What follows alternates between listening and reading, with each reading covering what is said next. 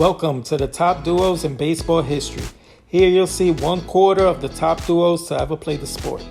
With the use of WAR, years, stats, and awards, all tools to help me determine their places amongst the truly elite. So sit back and enjoy this video. Now kicking things off at 40, from 1983 to 89. Within those 7 years, he played for the New York Mets, Mr.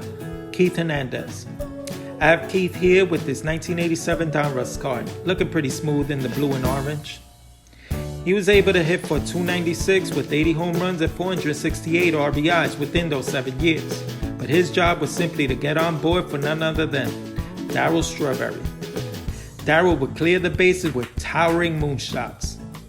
Here's his 84 Drake's rookie card. I simply love the uniqueness of this card so much. Now, within those 7 years, he was able to blast for 215 home runs with 625 RBIs. Their best year together was in 87.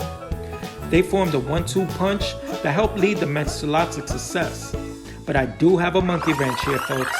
I couldn't choose between this duo or another, so we officially have a split decision with the Bash brothers. Here I have Jose Canseco and Mark McGwire.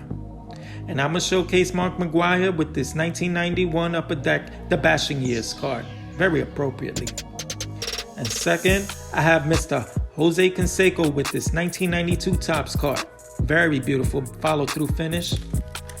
Now, the reason this was a split decision was because Darryl and Keith had the better average and defense, while edging the Bash brothers in total and average WAR per year.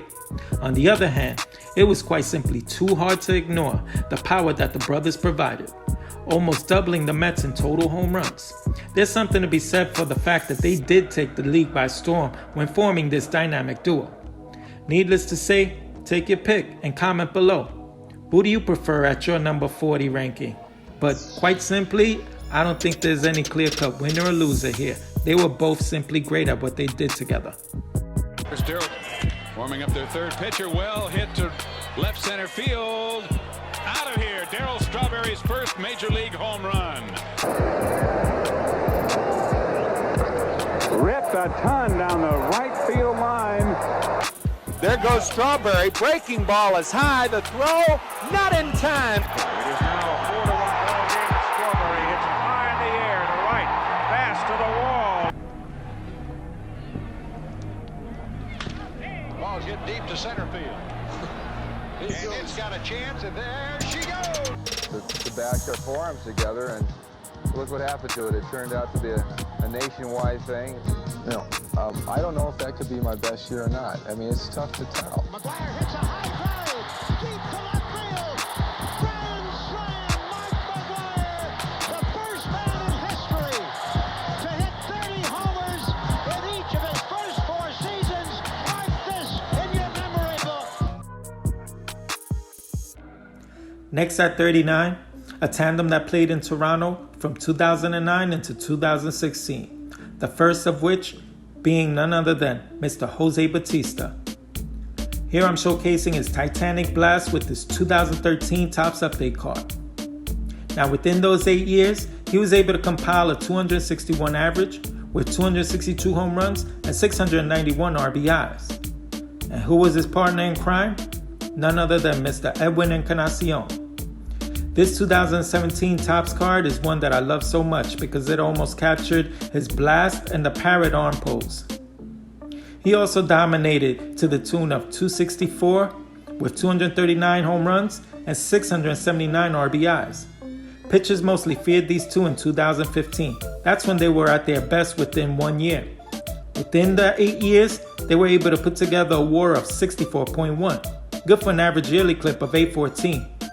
These are two Blue Jays that were able to soar high with just about any other duo in the history of the sport. The 1-1 from Tyson. Bautista with a drive. Deep left field. No doubt about it. You can only flirt with fire for so long,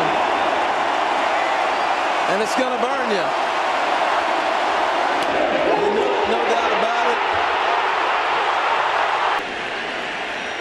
Even though they've turned a lot of double plays. Oh, there's a drive to deep left field, and the ball game is over.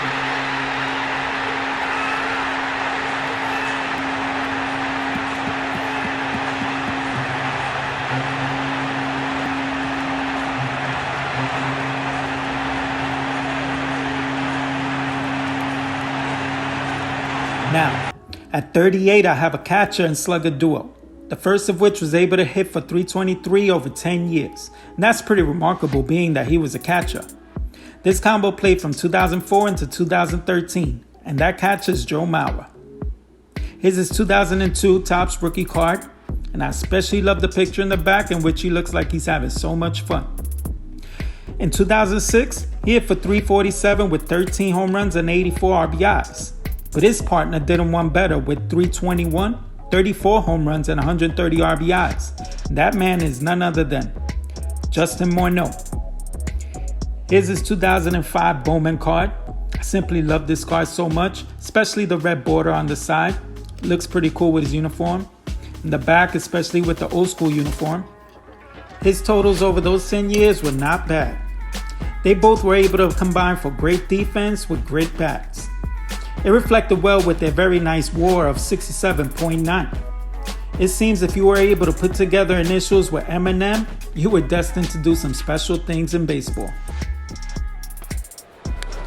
Bauer whips one to center field. Gardner back, still back, track, wall. See ya! Into Monument Park. A call was made as Morneau, high and deep, right field, way back there, upper deck, a grand slam for Morneau. Now, with this next ranking, I had to hit them with back-to-back dynamic catcher and slugger duo, that is. They were able to outduel the previous duo with a little more success. The first of which is none other than Ivan Rodriguez. I simply love him in this 1994 Upper Deck SP. He was such an intense player and it was able to be captured in this pick. Not to be outdone by his running mate, Igor, Juan Gonzalez. This is his Upper Deck rookie card, looking like he's gonna assassinate a fastball. While the previous duo won MVPs each, these two were able to win 3 altogether. Also, their total stats were a little more imposing. I know, the cloud of steroids looms over their heads. Honestly, I'm trying my best not to go there with this ranking. It's merely paying tribute to two teammates who were able to do great things together. I merely let the WAR be the overriding ingredient in order to assess these guys and seed them. But there's no debating Ivan's defense behind the plate. It's part of what helped elevate this duo from the other ones. Up next at 36, playing for 9 years. Well, splitting years from 51 to 57 and then picking things up from 60 to 61. First up, Mr. Nellie Fox, the White Sox second baseman with his 1960 Topps card. I simply love these vintage cards, so why not add another one? Here's Mr. Minnie Minoso, his 1957 Topps card of his striking an at-bat pose. Both these players weren't the hardest hitters, but were very consistent with some great defense and terrorizing the base path. Their best year came in 54, in which they put up some really nice stats. But I'll let these clips show how well they played in the black and white era.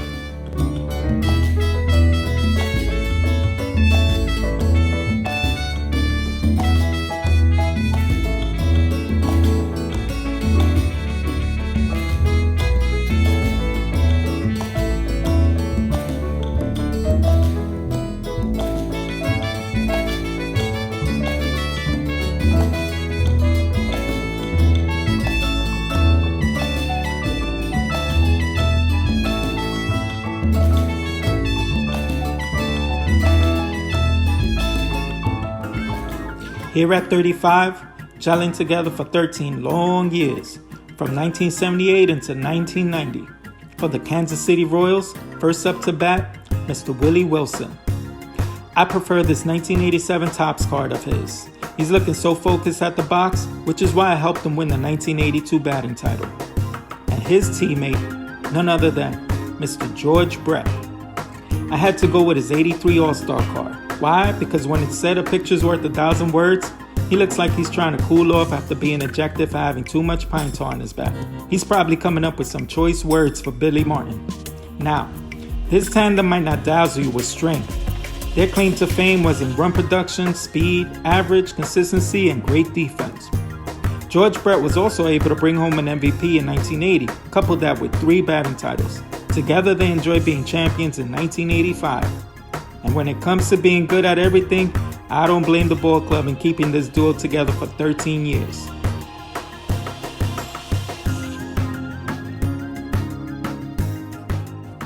Now 34 has my heart, playing for 11 years from 96 to 06 for the Pinstripes. They had a WAR of 89.5 together and compiled some great stats together while bringing home lots of hardware and rings. First up, burn baby burn, Mr. Bernie Williams. This 91 rookie card is undoubtedly my favorite card of his. When talking about great all-around play, he simply did it all. And not to be outdone or outshined by his counterpart. You guessed it, that's right, Mr. Derek Jeter. I can never get enough of this rookie card of his Upper Deck 93 SP. Now, his 11-year total were also nothing to sneeze at. Their best year together came in 99. It was almost a carbon copy of each other's. Talk about a formula to success. These two did the Yankees proud from baby bombers all the way to retirement. Two of the best to ever don pinstripes. Left up and off the wall. Jeter will round third. He will come on to score. The Yankees will win it 6-5 here in the bottom of the 11th inning. Couldn't believe that they would pitch to Bernie Williams, but they did, and Bernie makes them pay. 33 finds itself with two players that were direct opposites of each other.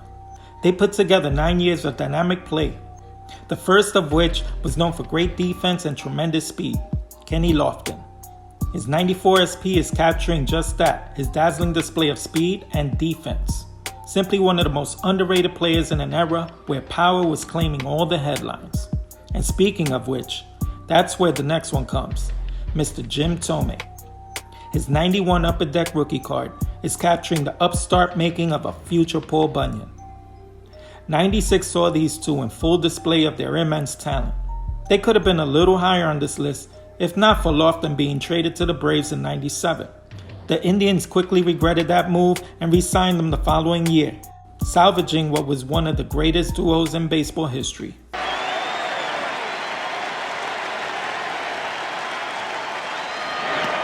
It gets away. Heading home is Amaro. To third is Lofton. They have no play. And now here comes Lofton all the way. And he scores. See if they give Surhoff the green light. They do, and he hits it in the air to center field. Kenny Lofton trying to time the jump, and he makes the catch. Unbelievable. The 2-0. A long drive to right, and tell it goodbye.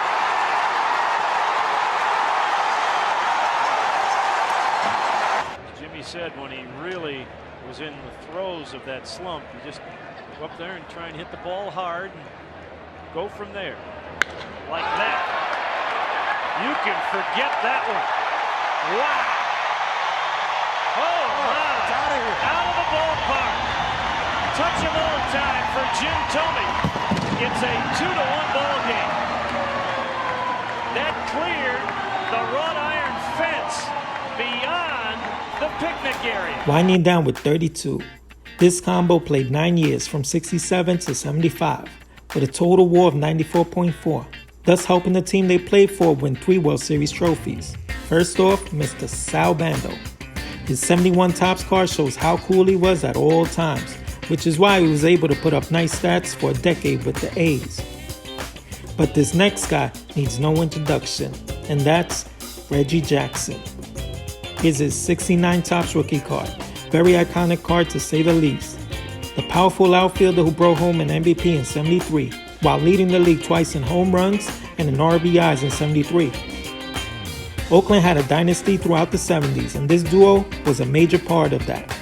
Bando was recognized as Captain Sal, while Reggie was the one who imposed his will at the plate. It's no coincidence that this team was able to have so much success throughout their dynasty years. 31. This duo only played together for 7 years, but don't let that fool you. Their average WAR per year shows how impactful they truly were. Here's Cal Ripken Jr. and his 84 Topps card. He was able to show how he was tuning up his swing before each and every game. Truly one of the best shortstops to ever play the game. But following him up, his teammate, none other than Eddie Murray. Here's his rookie cup card. It's a pretty iconic card from 1978. Now, these two players were some of the best at their positions. 83 proved that, where they both outdueled each other with their performances. Whether Gold Gloves, Silver Slugger Awards, MVP, or World Series championships, it seemed that there was nothing that they couldn't do. While Cal revolutionized the position, Eddie was a nightmare for pitchers, as he's recognized as one of the best switch hitters to ever play the game. Baltimore will be hard-pressed to find a better duo than these two.